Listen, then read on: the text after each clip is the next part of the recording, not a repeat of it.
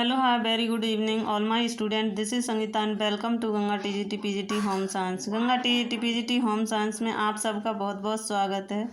तो आज हम मॉडल पेपर 4 करने वाले हैं जो एनसीईआरटी का है। तो हम पहला प्रश्न देख लेते हैं। पहला हमारा प्रश्न है पहला प्रश्न है हमारा वो है, ये मैं पहले भी करा चुकी हूँ, आप इसमें रिवीजन कर लेना क्योंकि आपको लगे कि ये डबल से है तो आपके लिए फ़ायदा है, रिवीजन हो जाएगी। जल्दी से करा देती हूँ। तो इसमें हमारा ये प्रश्न गलत हो गया था, मैं जल्दी में इसमें टिक कर गई थी। तो इसमें जो राइट आंसर होगा, मैं होने की अनुभूति निम्न में से किससे पृथक है, किससे पृथक है, पृथक पूछा है उनकी होती है, तो मैंने आप पर लगा दिया था। तो पृथक पूछा है तो इसमें सभी हैं, इसमें सभी हो जाएगा। तो इसका जो राइट आंसर होगा वो हमारा यानी डी हो जाएगा। D is the right answer. अगला क्वेश्चन देख लेते। क्वेश्चन नंबर 2, स्वयं की संकल्पना से जुड़ी दो अन्य संकल्पना कौन सी हैं? तो पहचान, व्यक्तित्व, व्यक्तित्व और समाज, परिवार और समाज, इनमें से कोई नहीं। तो इसका जो राइट आंसर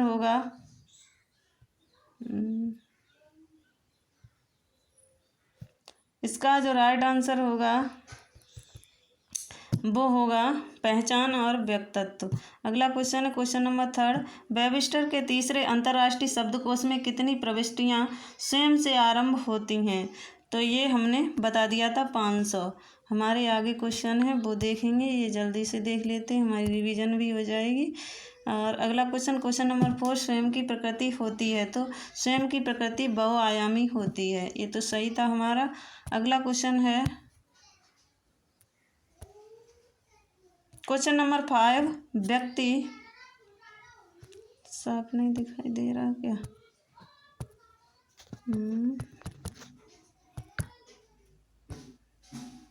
थोड़ा जूम कर लेते हैं। ये देखिए प्रश्न नंबर 5, व्यक्ति के स्व के विकास के लिए निम्न में से क्या आवश्यक है? तो क्या आवश्यक है? उद्योग विकास, सांस्कृतिकरण, सामुदायिक विकास या समाजीकरण। तो इसके लिए हमारा जो आवश्यक है वो है यानी समाजीकरण। सी इज द राइट आंसर। अगला क्वेश्चन है, समाजीकरण द्वारा व्यक्ति में निम्न में से कौन सा विकास होता है? समाजीकरण द्वारा व्यक्ति में यानी निम्न में से कौन सा विकास होता है? तो सामाजिक स्वस्थ आचरण या सामाजिक परिपक्वता या सामुदायिक भावना या उपरोक्त सभी। तो ये सभी हमारे समाजीकरण में सभी का विकास होता है। D is the right answer. अगला क्वेश्चन देख लेते हैं।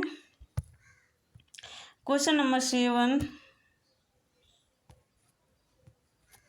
समाजीकरण द्वारा व्यक्ति में कौन सा विकास नहीं होता है? वर्ग प्रतिष्ठा पॉजिटिव होगा, संयोग भी होगा हमारे समाज में, राष्ट्रीयता और चरित्र विकास ये भी होगा, सामाजिक विभाजन ये हमारा नहीं होगा। नहीं पूछा है इसने तो हमारा ये नहीं होगा। अगला क्वेश्चन देखते हैं। क्वेश्चन नंबर 8, किस अवस्था में बच्चे का समूह जीवन शुरू हो जाता है? यानी किस अवस्था में बच्चे का समूह जीवन शुरू हो जाता है? तो किस अवस्था में बच्चे का समूह जीवन शुरू हो जाता है? जो बच्चों के साथ टोलियों में खेलने लगता है, तो वो कौन सी अवस्था होती है? वो शैशवावस्था, किशोरावस्था, इनमें से कोई नहीं, या बाल्यावस्था।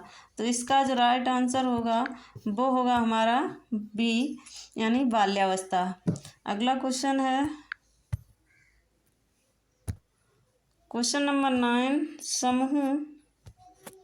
समूह जीवन से बच्चे में कौन सी आदत विकसित होती है? तो आत्मविकास, साहस, न्याय, बुद्धि, ईमानदारी, सहनशीलता, उपरोक्त सभी।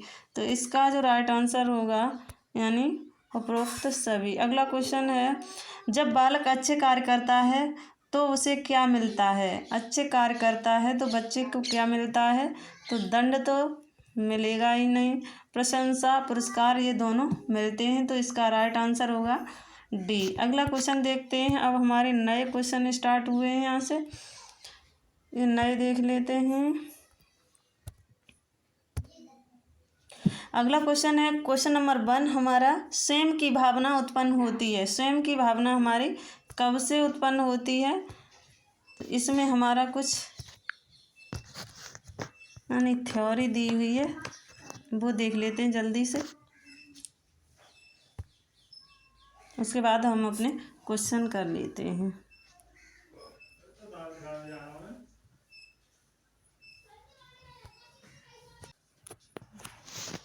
देखिए शैशव काल।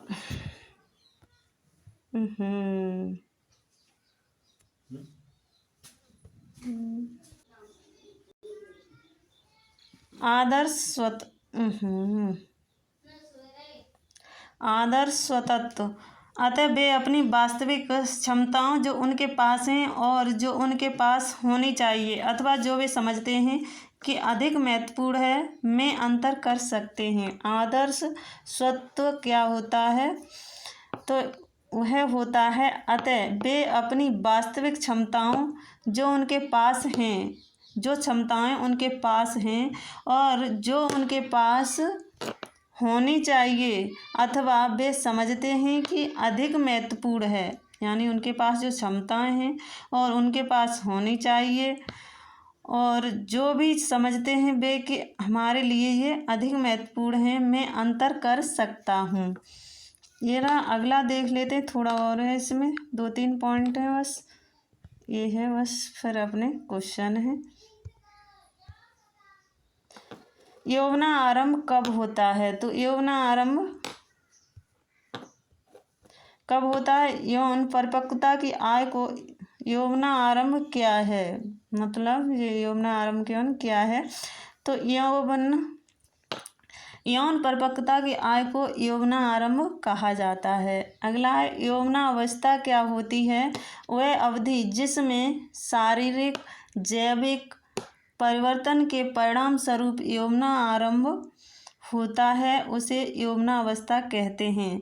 यौवना अवस्था और यौवना आरंभ में आप लोग अंतर समझ चुके होंगे कि यौवना आरंभ होता है, यौन परिपक्वता की आय को यौवना आरंभ कहते हैं, और यौवनावस्था वह अवधि जिसमें शारीरिक और जैविक परिवर्तन परिणाम स्वरूप यौवना आरंभ होता है, उसे यौवना अवस्था कहा जाता है। आगे देखते हैं मासिक धर्म क्या होता है। मासिक धर्म को महामारी या रजो धर्म भी कहा जाता है, जो एक लड़की की किसी भी शारीरिक प्रक्रिया में सबसे महत्वपूर्ण प्रक्रिया होती है। इस प्रक्रिया के कारण ही महिलाएं विवाह उपरांत गर्भधारण करती हैं।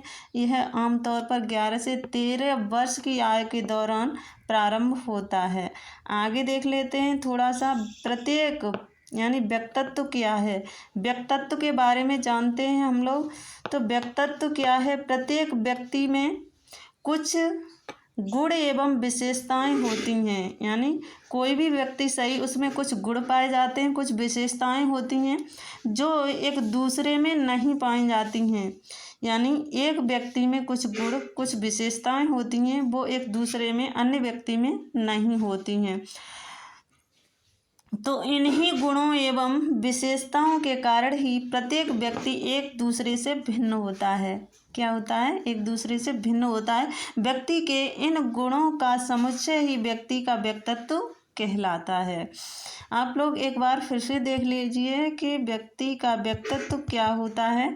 तो प्रत्येक व्यक्ति में गुण एवं विशेषताएं होती हैं जो एक दूसरे में नहीं पाई जाती हैं। इन्हीं गुणों एवं विशेषताओं के कारण ही प्रत्येक व्यक्ति एक दूसरे से भिन्न होता है। व्यक्ति के इन गुणों का समुच्चय ही व्यक्ति का व्यक्तित्व कहलाता है। आगे है, यही है बस। मित्र मंडल क्या होता है? मित्रमंडली दबाव, मित्रमंडली दबाव क्या होता है? मित्रों के दबाव के अनुकूल या सकारात्मक एवं नकारात्मक दोनों ही हो सकता है। मित्र मंडली के दबाव में ये सकारात्मक या नकारात्मक दोनों ही हो सकता है, ये हमारा मित्र मंडल दबाव होता है। अब आते हैं हमारे क्वेश्चन को देखते हैं, हमें क्वेश्चन करने में आसानी होगी। अब पहला क्वेश्चन है हमारा, लड़कियों में यौवना आरंभ यानी यौवनावस्था आरंभ माना जाता है। कब से माना जाता है? ये हमने अभी पढ़ा। तो 9 से 11 वर्ष के बीच, या 11 से 13 वर्ष के बीच, या 13 से 15 वर्ष के बीच, या 15 से 17 वर्ष के बीच। ये हमारा जो राइट आंसर होगा वो होगा B is the right answer, 11 से 13 वर्ष के बीच। अगला क्वेश्चन है, लड़कों में यौवन आरंभ का कब माना जाता है? लड़कों में यौवनावस्था का आरंभ कब माना जाता है? तो 10 वर्ष से 12 वर्ष के बीच, 11 से 13 वर्ष के बीच, या 13 से 15 वर्ष के बीच, या 15 से 17 वर्ष के बीच। तो इसमें जो राइट आंसर होगा वो होगा 13 से 15 वर्ष के बीच, यानी सी इज द राइट आंसर। अगला क्वेश्चन देख लेते हैं, क्वेश्चन नंबर 3 किस संस्कृति में किशोर स्वयं के बारे में अपने परिवार और समुदाय के संदर्भ में हम के रूप में बात करते हैं? यानी कौन सी हमारी संस्कृति है जिसमें किशोर स्वयं के बारे में, अपने परिवार और समुदाय के संदर्भ में हम के बारे में बात करते हैं? किसके? हम के बारे में बात करते हैं। तो भारतीय संस्कृति, पश्चिमी संस्कृति, या पश्चिमी संस्कृति भारतीय संस्कृति, दोनों, इनमें से कोई नहीं। तो इसका जो राइट आंसर होगा वो होगा ए इज द राइट आंसर, भारतीय संस्कृति। भारतीय संस्कृति में ही हमारे हम के रूप में बात करते हैं। किशोर स्वयं के बारे में अपने परिवार और समुदाय के संदर्भ में हम के रूप में बात करते हैं, वो किसमें? भारतीय संस्कृति में। आगे देख लेते हैं अगला क्वेश्चन, क्वेश्चन नंबर 4 बालक को किस अवस्था में मित्र मंडली के सहयोग की आवश्यकता होती है? तो ये भी हमने पढ़ा है अभी, किस अवस्था में होती है? तो मध्य बाल्यावस्था में, प्रारंभिक बाल्यावस्था में, प्रौढ़ावस्था में, किशोरावस्था में। तो इसका जो राइट आंसर होगा वो होगा किशोरावस्था। कौन सा? किशोरावस्था होगा वो। ये नहीं लिया था क्या हमने?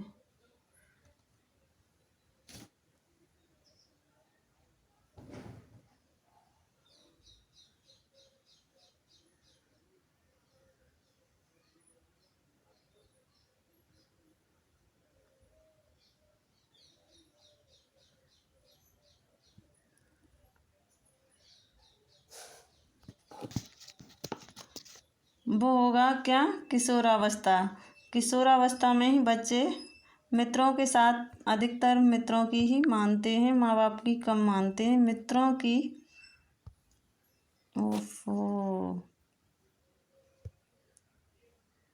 वो अधिक मानते हैं। तो इसका D is the right answer. अगला देख लेते हैं अगला क्वेश्चन, क्वेश्चन नंबर 5 बच्चे किस आय में वास्तविक और आदर्श स्वयं में अंतर करने में सक्षम होते हैं? स्वयं में अंतर करने में सक्षम होते हैं। बच्चे किस आय में वास्तविक और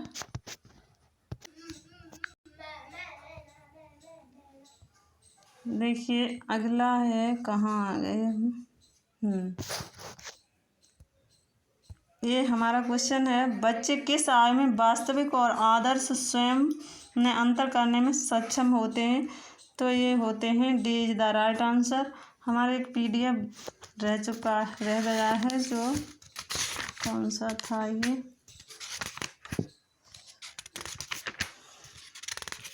NCERT 3rd चैप्टर का, भूल गए। तो थैंक यू सो मच। मिलते हैं हम अगली वीडियो में। लाइक शेयर कमेंट करना ना भूलिए। जैसी भी लगे आप, जैसा है वैसा बताइए। तो थैंक यू सो मच।